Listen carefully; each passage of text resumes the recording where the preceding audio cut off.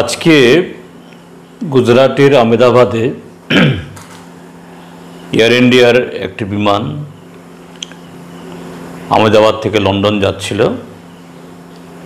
তা দুর্ঘটনায় ভেঙে পড়ে 2 শতাধিক যাত্রী এবং স্থানীয় নাগরিক তার নিহত হয়েছেন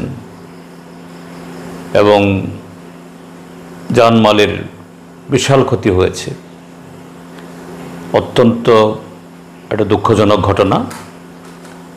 আমি আমাদের পার্টি রাজ্য কমিটির তরফ থেকে এবং ব্যক্তিগত তরফ থেকে এই ঘটনায় গভীর আন্তরিক যে আমাদের দুঃখ প্রকাশ করছি এবং আমাদের দেশের নাগরিক সহ অনেক বিদেশি নাগরিক তারা যাত্রী ছিলেন যারা এই দুর্ঘটনায় নিহত হয়েছেন, তাদের সকলের প্রতিও আমাদের সমবেদনা জ্ঞাপন করছি এবং সরকারের কাছে এটাও দাবি জানাচ্ছি, যদি এই দুর্ঘটনায় বিমান ভেঙে পড়ার পর বা বিমানের মধ্যে কেউ আহত হয়ে থাকেন, ইতিমধ্যে নিশ্চয়ই উদ্ধার হয়ে গেছে, তাদের চিকিৎসায় যেন সর্বোচ্চ যত্ন নেওয়া হয় এবং ক্ষতিগ্রস্ত যে সমস্ত নাগরিক যেখানে জনবহুল জায়গায় বিমান ভেঙে পড়েছে তাদের প্রতিও সেরকম সহযোগিতা হাত যেন সম্প্রসারিত করা হয়।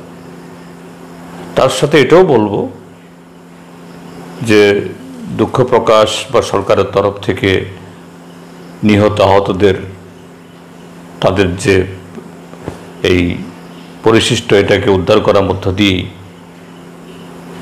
এটা সরকারের দায়িত্ব যেন শেষ না করে। অবশ্যই এটার উপর একটা তদন্ত হবে, এসব কোনো সন্দেহ নেই, কিন্তু কিভাবে যে এরকম যে এয়ারবাস ড্রিম লাইনার বলা হয়, এটা নাকি সর্বাধুনিক যে এই কোম্পানির আধুনিকতম বিমান, পরপর আমাদের দেশের এবং অন্য দেশেরও এরকম বেশ কিছু বিমান ইতিমধ্যেই দুর্ঘটনা ঘটেছে। এটা কেন ঘটল? এটা কি বিমানের এই যান্ত্রিক ত্রুটিগুলি সময় মতো চেক আপ ইত্যাদি না করার ফলে এসব হয়েছে, না অন্য কোনো কারণ?